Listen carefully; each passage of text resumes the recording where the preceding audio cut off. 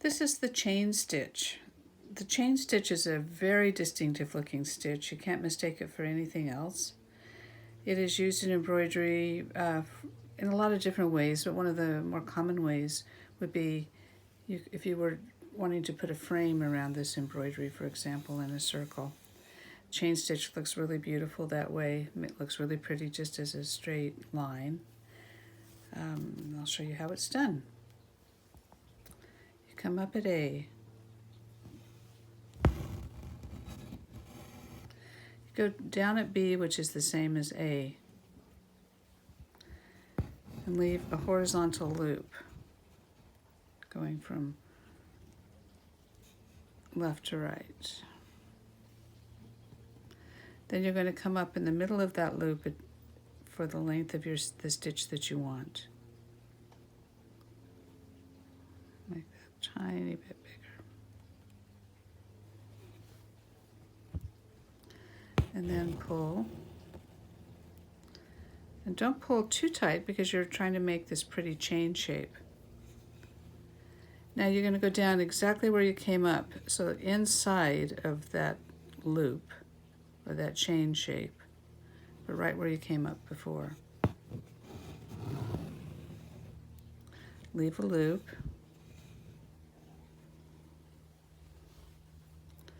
And then come up a stitch length away.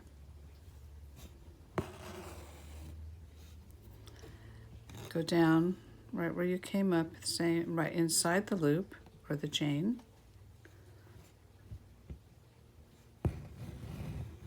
You just go along like this.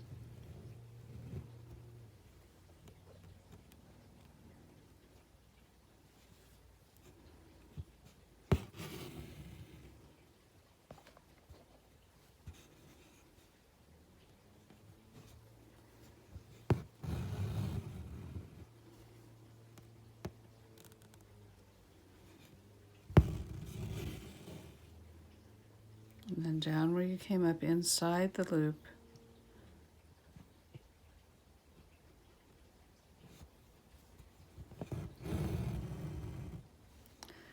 Then, this is going to be my last stitch. I'm going to show you how to end this. Once you finished your row of chain stitches, you make your last stitch, and then instead of going down where you came up, inside the loop, you go down outside the loop, but really, really close to it. Just like that. Then pull your floss through. And that is your row of chain stitches. Now there's another way to do chain stitches, which I think is quite brilliant. It's not, you don't see it very often. I've only seen it once or twice, but it has the same appearance, and there's some advantages to it. So I'll show you how you do that. You're going to come up at A. Now you're going to make a little tiny tack stitch to the right of A, just a little stitch. And don't pull it tight. Leave a little bit of a loop here. Now come up at stitch length away. Come up right there. And before you pull your floss all the way through, go through the loop of the tack stitch. And then with this end of your floss, you can pull, keep pulling and pull that tack stitch tight. Then pull your floss around again. Now you're making a chain shape, so don't pull it too tight. Now you go down where you came up, right there. Now that's just the first stitch of the row. The rest of the stitches are very different, and they're all going to be the same. So you're making that chain shape. Come up a stitch length away.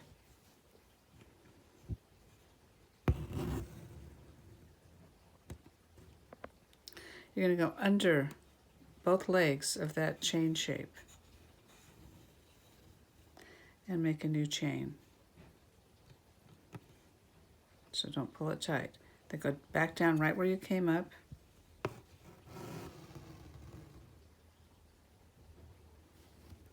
Up a stitch length away.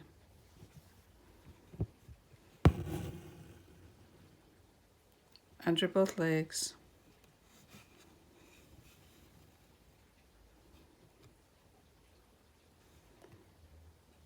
and down.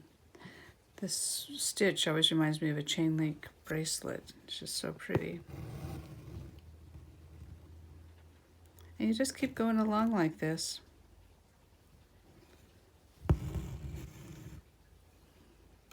The main advantage to doing it this way is that it's really easy to unpick if you need to. You can unpick just a stitch or two. This way, the first way I showed you doing the chain stitch, it's pretty impossible to unpick a stitch. I mean, you can unpick the whole row, but you can't, it's really hard to, just undo one stitch. It's just the architecture, the way it's made, is really, really hard to do. So that's what I love about this. And also, in some ways, I think it might be prettier. It looks the same, but not exactly if you really examine it close up. But it's a really pretty way of doing it. So what you need to do is experiment with both ways and see which way you like. Because neither is right nor wrong. Now when you want to end it, just do one more stitch and I'll show you how to end it. Come up a stitch length away. Whoops, I pulled that a little too tight.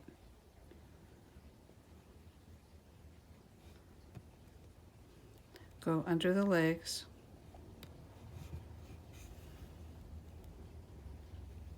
And down. And that's it. Just end it. Just knot it off on the back side. So that is the second way of doing the chain stitch.